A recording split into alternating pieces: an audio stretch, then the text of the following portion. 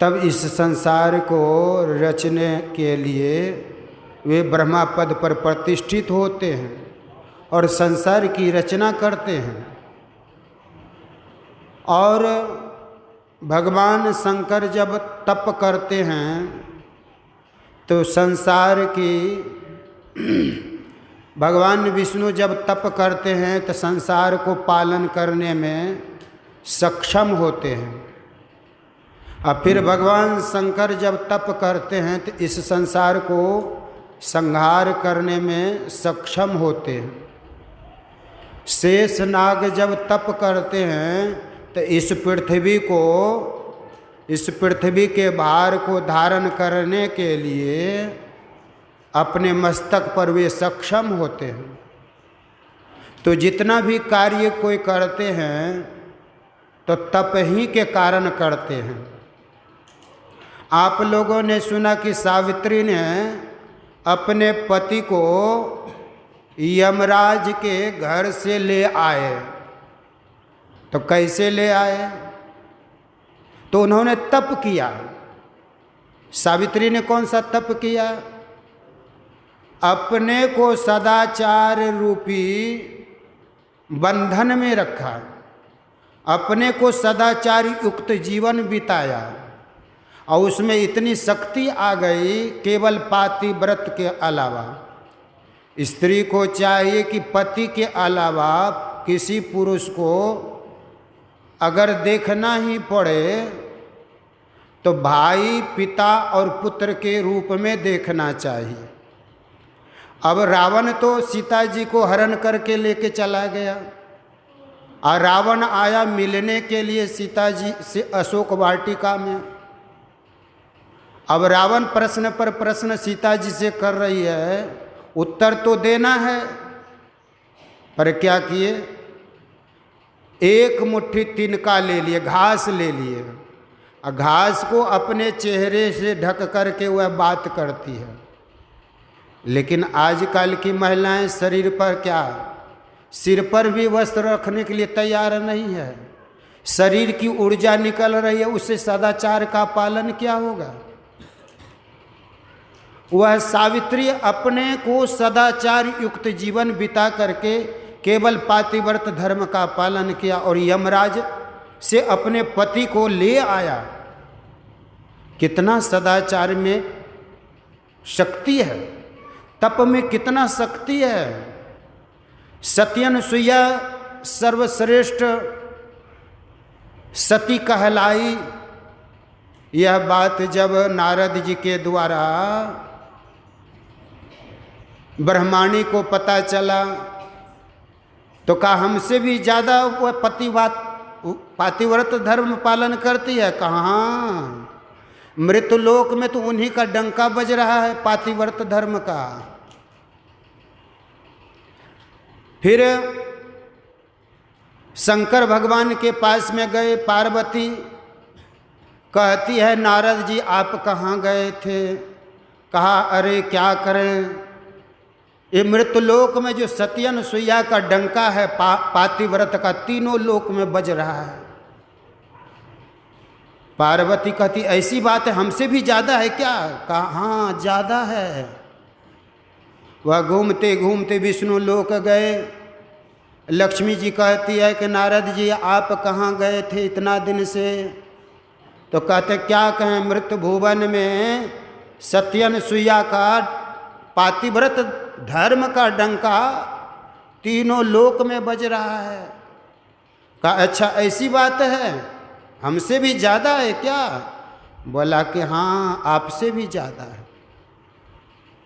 अब तीनों ब्रह्माणी, शंकर भगवान की पत्नी पार्वती, लक्ष्मी महारानी, तीनों ने विचार किया कि उसका इतना पातिव्रत धर्म का प्रचार है तो उसको पातिव्रत धर्म का पालन का विनाश करना चाहिए, नाश करना चाहिए, अर्थात सतीत्व का नाश करना चाहिए। तो वह क्या किए, तीनों विचार करके अपने पति से कहती है कि जब तक सत्यनसुईया का पातिव्रत धर्म भंग नहीं कीजिएगा तब तक घर में खाना पीना सब बंद, बोली चाली सब बंद। अब तीनों मजबूर होकर के गए सत्यनसुईया के पास में साधु भेष बना करके। कहा सत्यनसुईया ने, महाराज विराजमान होइए, नहा धो करके पूजा पाठ आसन माला करके आप भोजन ग्रहण कीजिए। और जब पंगत में बैठे तो तीनों महात्मा ब्रह्मा विष्णु महेश जो बने थे कहते हम लोग ऐसे भोजन नहीं करेंगे। तो महाराज कैसे भोजन करेंगे, क्या भोजन करेंगे? सत्यनसुईया कहती है कि क्या भोजन करेंगे, कैसे करेंगे? तो कहते हैं हम लोग जो है ना, हम लोगों को अगर भोजन कराना है तो तुम बिना वस्त्र का भोजन कराओ, तब हम लोग भोजन करेंगे। अब यह विचार करके सत्यनसुईया आंख बंद करती है। कहीं ऐसा महात्मा का चरित्र होता है, विचार होता है, अवश्य ही कोई दुष्ट है या सुष्ट है। विचार करके आंख बंद करती है तो देख लेती है कि साधारण ये आदमी नहीं है। उसने कमंडल में जो तीर्थों का जल था, गंगा जल था, अभिमंत्रित करके तीनों पर छींटा मारे और तीनों महात्मा क्या हो गए? 1 साल का बच्चा हो गए। अब तीनों महात्मा को भोजन क्या करेंगे? स्तनपान करा रहे हैं। तीनों महात्मा पालने पर झूल रहे हैं, वर्षों हो गए। लक्ष्मी, पार्वती, सरस्वती तीनों परेशान हैं कि हमारे पति कहाँ गए। मैंने तो सतीत्व भंग करने के लिए भेजा, लेकिन सतीत्व के अस्तित्व में वह समाप्त हो गए, कहाँ गए? तीनों आकर के देखती है और निवेदन करती है सत्यनसुईया से, त्राहिमाम करके चरणों में गिर गई कि महाराज सत्यनसुईया साध्वी, आपके चरणों में कोटि नमन है, हमारे पति को वापस कर दीजिए। निवेदन कर रही है। देखिए सतीत्व के सामना में ब्रह्मा विष्णु महेश की पत्नियां भी साष्टांग प्रणाम कर रही कि हमारे पति को लौटा दीजिए। अब वहाँ पर अत्रि ऋषि आए, कहा कि ये बालक कौन है, ये महिलाएं तीनों कौन हैं? तब वह सत्यनसुईया कहती कि महाराज ये बालक तीनों आपका पुत्र है, पलने पर झूल रहा है। कहा ये कौन है? तो कहा ये आपके पुतहु हैं। कहा बच्चा तो अभी पालने पर है, हमारा पुत्र अगर हुआ भी है, लेकिन पुत्र इतना 7 हाथ लंबा कैसे हो गई? तब कहा ये आपका पुत्र इसलिए है कि ब्रह्मा विष्णु महेश हैं। आपने कामना किया होगा कभी हमारे सतीत्व की परीक्षा लेने के लिए ब्रह्मा विष्णु महेश आए, इसको मैंने सतीत्व की बल पर बालक बनाया और आपके पुतहु सामने में है। तो कहने का मतलब है कि जो सतीत्व का पालन करती अर्थात तप करती है, मंत्र तप हो या जप तप हो, कहीं भी आप तप करेंगे तो आपकी भावना के अनुकूल आपके देवता उस तप के प्रभाव से उसका फल देते हैं।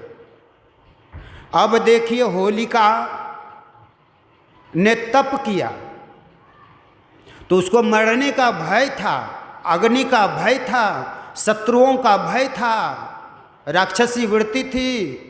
तो उन्होंने ब्रह्मा जी का तप किया, अब ब्रह्मा जी प्रसन्न हो गए।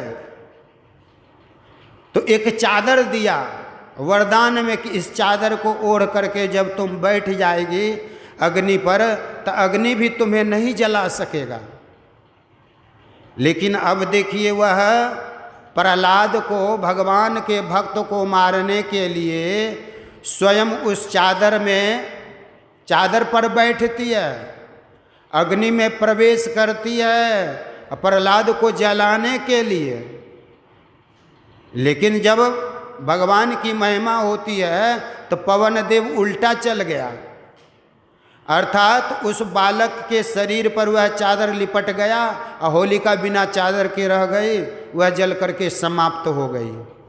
श्री सद्गुरु तो तप के बल पर गुरु महाराज ने भी तप बल किए। गुरु महाराज ने तप क्या किए? तो इस महर्षि में ही आश्रम कुप्पा में, कुप्पा के घाट में गुफा में बैठ करके मंत्र तप किए। इतना मंत्र तप किए कि बाबा देवी साहब की चिट्ठी आई, लाला तुमको खाना मिले या ना मिले पर तुम्हारे जैसे संत मत में कोई हो नहीं सकता है। बाबा देवी साहब के कितने शिष्य हुए, लेकिन सद्गुरु महर्षि में ही परमहंसी महाराज जैसे इस धराधाम पर महापुरुष नहीं हुए। हुआ नहीं, होता नहीं, वो होनहारा है नहीं।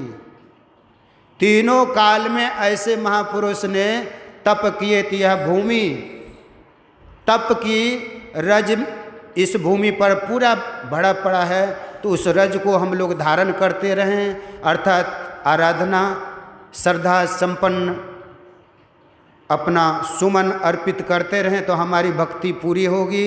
बोलिए प्रेम से श्री सद्गुरु महाराज की जय।